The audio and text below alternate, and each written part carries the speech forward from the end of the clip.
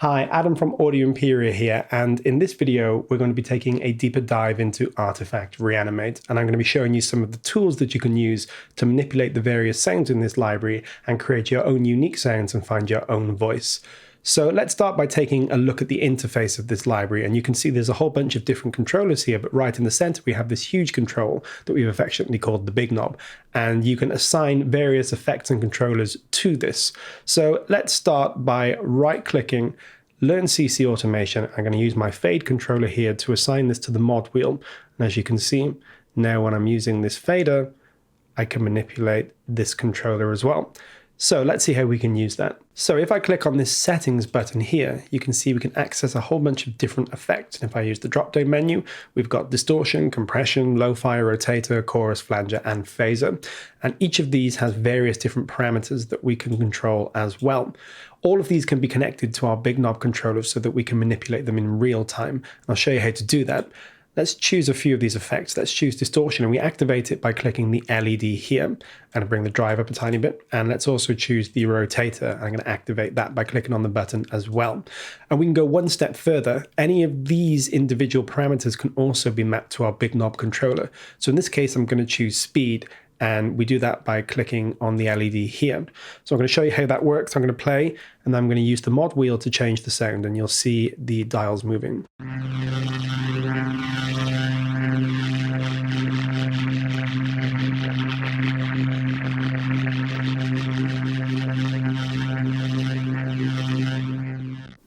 So you can see how you can connect various different effects to this, and you can manipulate them in real time using the big knob, and you have a whole bunch of different ways to map these things to create endless combinations of effects to change the overall tone of your sound. So let's have a look at what other tools are on offer inside of Artifact Reanimate. I've loaded up one of the many loops in this library called Arthur's Call, and if I click on the FX tab here, we can access the step modulator. Now, the step modulator is a complex sequencing tool that enables you to alter the sound in various different ways using this modulation section here, and we'll go into that in a moment.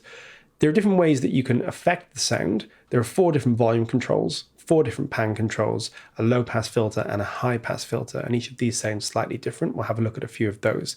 And the step modulator can be accessed in 2 different ways. The first way is via key switches, so you can use a key switch to alter the sound in real time. You can see these key switches here, and you can also see that we can change them using this button here. But I'm just going to keep them where they were. The other way to do it is to latch a particular sound using the LED, and this basically locks that sound in so that it's being played permanently until the LED comes off. So you have complete control. You can either change these things in real time, or you can just latch it and leave it, depending on what works best for you. Let's have a look at how this step modulator sounds. So if I play something here, that's our basic loop. Now, if I use one of the many effects here,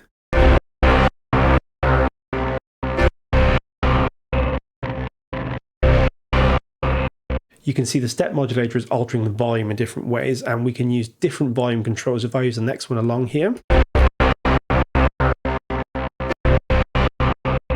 and the next one along, let's move on to pan and have a look at a few of the pan controls.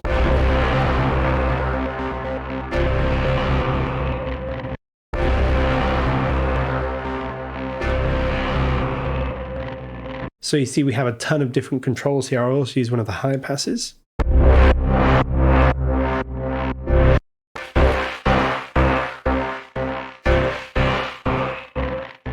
So I use the high pass and the low pass there as well. So you can see you have a ton of different options here, and these can all be changed by drawing in different modulation curves. Let me show you what I mean here. I'm going to draw in a different curve. Just do something random here. Yeah, this looks good. Let's try that.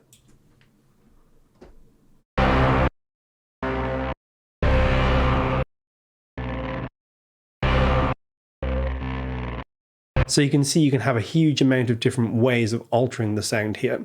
In addition to that, we also have more controls here at the bottom. We have a frequency control, an intensity control, and a steps control. So if I bring the steps down slightly, you can see that that changes what we have access to here. So let's make another change. This looks good. And let's also alter the frequency and the intensity. So the intensity is either it completely dominates the sound, in other words, it's 100% that particular step modulation sequence, or you can mix it in so it's not quite as prominent. So let's have a listen to this.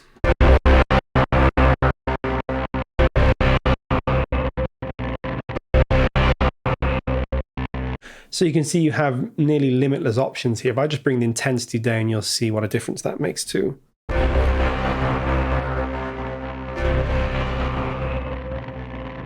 See, it changes the rhythm slightly, but doesn't completely alter the sound.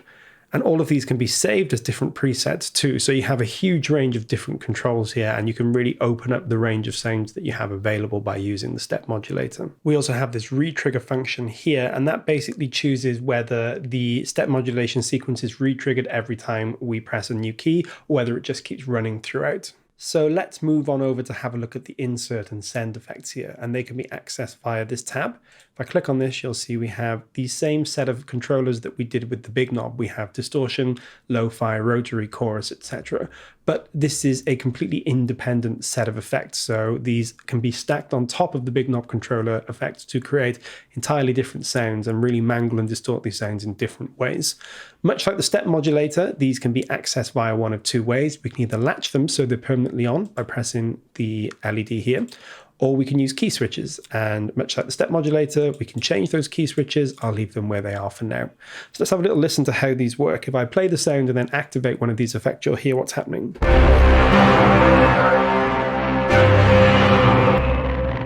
And let's try the flanger as well.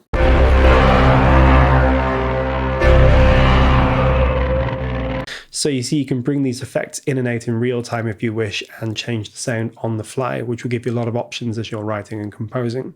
Each one of these effects has its own different set of parameters.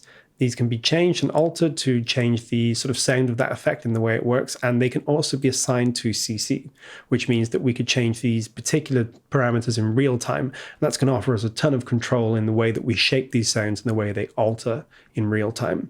So as you can see, you can layer all these different things together to create completely different sounds from the original source and find a combination of sounds that really no one else has ever found before. That gives you limitless access to different sort of options with these various samples.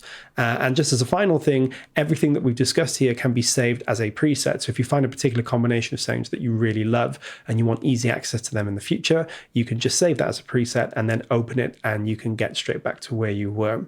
So there we go. I hope this has been useful and given you some ideas of how to get the most out of Artifact Reanimate. Please don't forget to give us a like and subscribe if you find this content useful. And if you have any ideas on future videos, please feel free to get in touch with us in the comments below, or send an email to support@audioimperia.com. Thanks so much for watching, and I look forward to seeing you in the next video.